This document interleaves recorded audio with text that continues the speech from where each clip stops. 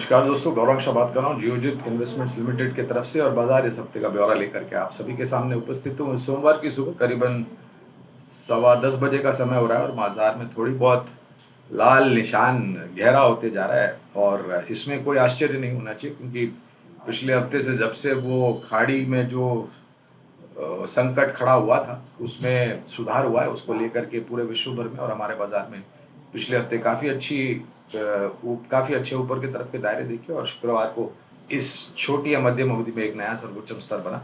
लेकिन आज थोड़ी बहुत मुनाफा वसूली की चपेट में बाजार, और मेरे ख्याल से ये बाजार की सेहत के लिए बहुत ही अनिवार्य है कि इस प्रकार की तीव्र गति में जो ऊपरी स्तर हमने देखे उसके पश्चात थोड़ा बहुत मुनाफा वसूली बाजार में आए, बाजार में थोड़ी बहुत नीचे तरफ के दायरे बने और मौका मिले नए निवेशकों को आकर के लंबी अवधि के लिए निवेश करने के लिए।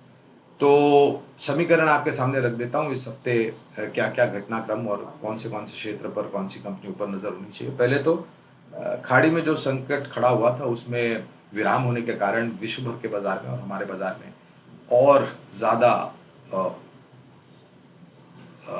तेजी देखने मिली, और ये शायद छोटी मध्यम अवधि में थोड़ी आज या कल मुनाफा वसूली के बाद एक नया फिर से ऊपर की तरफ का दायरा हमें देखने मिलेगा। लेकिन उसके पहले जो मुनाफा वसूली है वो अच्छी है। कच्चे तेल में नीचे की तरफ के रुझान, $64 प्रति बैरल नाइमैक्स और $68 के नीचे ब्रेंट कामकाज कर रहा है। ये बहुत ही सकारात्मक, हमने कुछ ही दिनों पहले, हफ्तों पहले $80 प्रति बैरल के दाम देखे थे और वहां से फिर तीव्र गिरावट। इसके साथ साथ दोस्तों इस हफ्ते और आने वाले हफ्ते 10 दिन में दो अहम घटनाक्रम है बाजार को लेकर के, एक अंतर्राष्ट्रीय स्तर पर, एक स्थानीय स्तर पर। अंतर्राष्ट्रीय स्तर पर वो जो 90 दिन का विराम दिया था टैरिफ को लेकर के राष्ट्रपति ट्रंप ने, उसकी तारीख नजदीक आ जाएगी। और दूसरा, स्थानीय मार्केट में इस नए वित्तीय वर्ष के पहले तिमाही के नतीजे आना शुरू हो जाएंगे। टैरिफ को लेकर के उम्मीद करते हैं कि एक निर्णायक तरीके से घोषणा करे राष्ट्रपति ट्रंप, ताकि अनिश्चितता का वातावरण दूर हो जाए और फिर जो भी घोषणा की उसको मद्देनजर रखते हुए, ध्यान में रखते हुए हम आकलन करेंगे कि किस प्रकार से कौन से देश को सकारात्मक या नकारात्मक असर पड़ता है जो भी टैरिफ की घोषणा करेंगे। जहां तक नतीजों का सवाल है दोस्तों, तो पिछले साल की जो नतीजे थे चौथी तिमाही के और तीसरी तिमाही के, उसके तुलना में हमें लग रहा है अनुमानित कि ये जो नए वित्तीय वर्ष के पहली तिमाही के नतीजे आएंगे वो थोड़े सकारात्मक होंगे। और उसी तर्क के आधार पर हमें लग रहा है कि शायद धीरे धीरे करके आपको ऊपर की तरफ के दायरे बाजार में होते हुए दिखेंगे। वो निर्भर करेगा कौन सी कंपनी कौन से क्षेत्र से नतीजे किस प्रकार के लेके आती है और किस प्रकार से फिर लक्ष्यांक को लेकर के परिवर्तन होता है लंबी अवधि के लिए। एक बहुत ही अच्छी बात आज हुई है कि इंडिया वॉलेटिलिटी इंडेक्स काफी लंबे समय के बाद 13% के नीचे काम कर रहा है। 12.74 जब पिछली बार मेरी नजर पड़ी थी, करीबन 3% के आसपास के नीचे की तरफ के नीचे उछाल हमने देखा था, यानी कि शुक्रवार को और भी नीचे था, आज सुबह शुरुआत हुई थोड़ा ऊपर। जब जब और इसका संकेत यह है दोस्तों इंडिया विक्स का, कि जब इंडिया विक्स नीचे आता है तो जो उठापटक होती है बाजार में वो कम हो जाती है जैसे जैसे ये नीचे आता है। तो बहुत ही सकारात्मक स्तर। दायरे बंद कारोबार के कौन से वो दायरे हैं जहां पर आपकी नजर होनी चाहिए, नीचे की तरफ और ऊपर की तरफ। 24,400 से लेकर के 24,500 नीचे का एक दायरा है जहां पर बाजार शायद थोड़ी बहुत प्रयास करेगा सहारा लेने के लिए और ऊपर उभरने के लिए। और अगर ऊपर उभरता है दोस्तों, तो जो पलड़ा झुकाव जो है बाजार में वो ऊपर के तरफ का आने वाले इस हफ्ते के जो दिन बाकी उसमें, जहां पर आपको शायद 25,700 से लेकर के 25,800 के स्तर दिखाई दे सकते। क्षेत्र कौन से हैं जहां पर नजर होनी चाहिए? वित्तीय क्षेत्र है, रक्षा क्षेत्र है, कैपिटल गुड्स, इंजीनियरिंग, सीमेंट, ऊर्जा उत्पादन क्षेत्र, ये कुछ क्षेत्र जहां पर नजर होनी चाहिए। केवल मात्र छोटी मध्यम अवधि के लिए नहीं, लेकिन लंबी अवधि के लिए भी, क्योंकि हमें लग रहा है कि इनके नतीजे निरंतर आने वाले समय में आपको सुधरते हुए नजर आएंगे। उस स्तर के आधार पर अगर आप अभी से थोड़ा बहुत इस पर नजर रखेंगे और निवेश लायक रणनीति बनाते हैं तो एक कारगर साबित होगी आपके निवेश के ऊपर मुनाफा अच्छा खासा कमा के देने के लिए।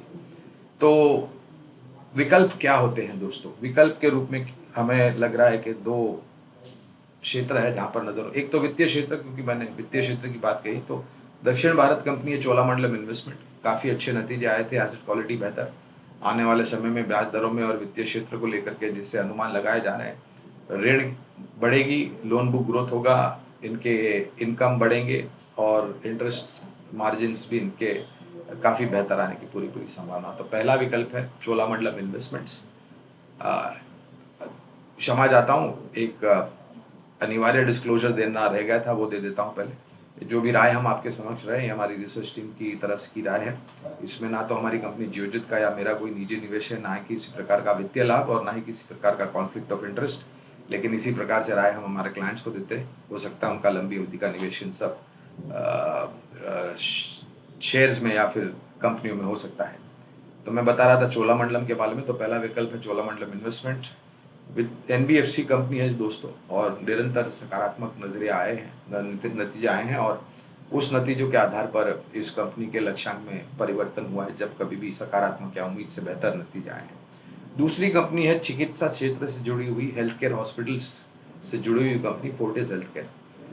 हमने काफ़ी कुछ समय पहले इसकी चर्चा करी थी, लेकिन अब बहुत ही बेहतर के लिए सुधार हो रहा है, और सुधार आंकड़ों में भी दर्शा रहा है कि अब सुधार निरंतर होता जाएगा।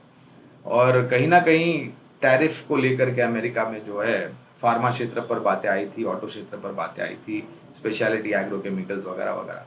तो एक सीधा सीधा फार्मा क्षेत्र पर असर पड़ेगा टैरिफ को लेकर के, तो जो चिकित्सा या फिर हेल्थ केयर से जुड़ी हुई कंपनियां, उनको इतना नकारात्मक असर नहीं पड़ेगा, क्योंकि ये ज़्यादातर स्थानीय संकेतों पर निर्भर होता है। हॉस्पिटल्स का कामकाज, नतीजे वगैरह वगैरह।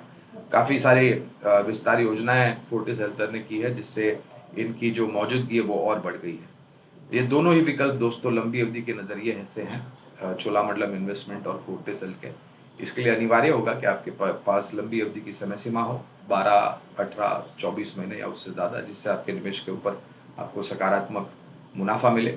शुरुआत कीजिए इस दर से, गिरावट पर जोड़ते जाए, पूरी ताकत लगा करके निवेश करने की कोई आवश्यकता नहीं है। गिरावट में आपको बाजार में मौके बहुत कुछ मिलेंगे अगर आप आखिरकार निर्णय बनाते हैं अभ्यास करके इन दोनों कंपनियों में निवेश करने के लिए।